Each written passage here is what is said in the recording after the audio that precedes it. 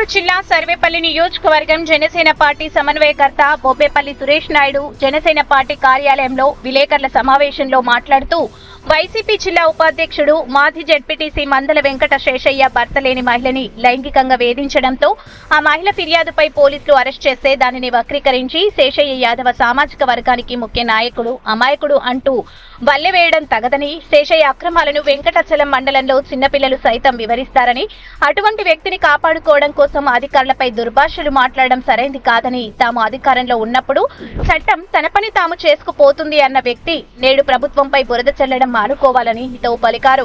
ఈ కార్యక్రమంలో మహిళా అధ్యక్షురాలు గుమ్మనేని వాణి భవానీ నాయుడు, మల్లికార్జున్, శ్రీహరి, సుబ్రహ్మణ్యం తదితరులు పాల్గొన్నారు.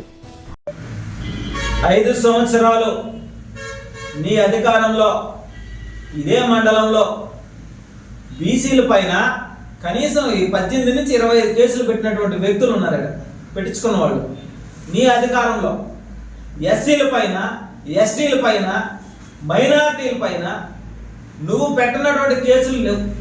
ఏ కులాన్ని కూడా వదిలిపెట్టకుండా హింస పెట్టి, కేసులు పెట్టి, భయభ్రాంతులకు గురి చేసి వాళ్ళని ప్రాణాలు తీసినటువంటి ఘటనలు కూడా ఉన్నాయి. పోలీస్ స్టేషన్లు అడ్డం పెట్టుకొని, అది నీ నీచ చరిత్ర.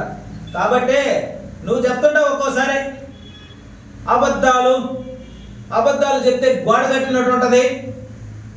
అబద్ధాలు చెప్పడంలో, అవినీతి చేయడంలో నీకంటే సిద్ధాస్తుడు ఈ రాష్ట్రంలో ఎవ్వరు లేరు. నువ్వు చెప్పే అబద్ధం ఎట్లుంటుందంటే గోడకి ఐఎస్ఐ మార్క్ గుర్తున్నట్టుంటది అది. కానీ నీ అంత అబద్ధాలు చెప్పడంలో మేధావి ఎవరు లేరు ఈ రాష్ట్రంలో. వైసీపీ పార్టీలో లేరు, రాష్ట్రంలో ఏ పార్టీలో కూడా లేరు. నీ అంత అబద్ధాలు చెప్పేటువంటి వ్యక్తి, అవినీతి పరుడు, దొంగతనాలు చేయడంలో చేతి వాటం కలిగినటువంటి వాళ్ళలో కూడా నువ్వే నెంబర్ 1. కాబట్టి నెంబర్ వన్ ఎవరైనంటే 175 నియోజకవర్గాల్లో వైసీపీ పార్టీ అధికారంలో ఉన్నప్పుడు, వైసీపీ పార్టీ ఓడిపోయిన తర్వాత కూడా నెంబర్ 1 ఎవరైనంటే కాకాని గోవర్ధన్ రెడ్డి. KGF 3 కాకాని గోవర్ధన్ రెడ్డి. అవినీతిలో నెంబర్ 1, అబద్ధాల్లో నెంబర్ 1, బెదిరించడంలో నెంబర్ 1, వాళ్ళ యొక్క చెంచాల ద్వారా తప్పుడు కేసులు పెట్టించడంలో కూడా నెంబర్ 1, పేద బడుగు బలహీన వర్గాలను హింసించడంలో కూడా నువ్వే నెంబర్ 1. కాబట్టి నీకు ఆ బిరుదు కూడా త్వరలోనే ఇప్పిస్తాం. ఎక్కడంటే జైల్లోనే ఇప్పించాలి నీకు. మళ్ళీ బయట ఇప్పిస్తే చాలా ప్రమాదం. కాబట్టి మేము ఒకటే తెలియజేస్తా ఉన్నా, బీసీ నాయకుడు అన్నారు.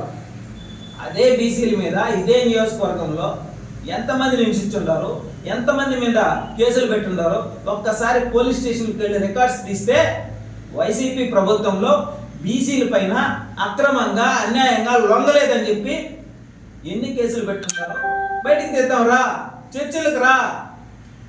నువ్వు నిజాయితీ పడితే చర్చలకు రా, మేము వస్తాం. సోమిరెడ్డి గారిని పిలవడం కాదు. రా, నేను వస్తా. రా.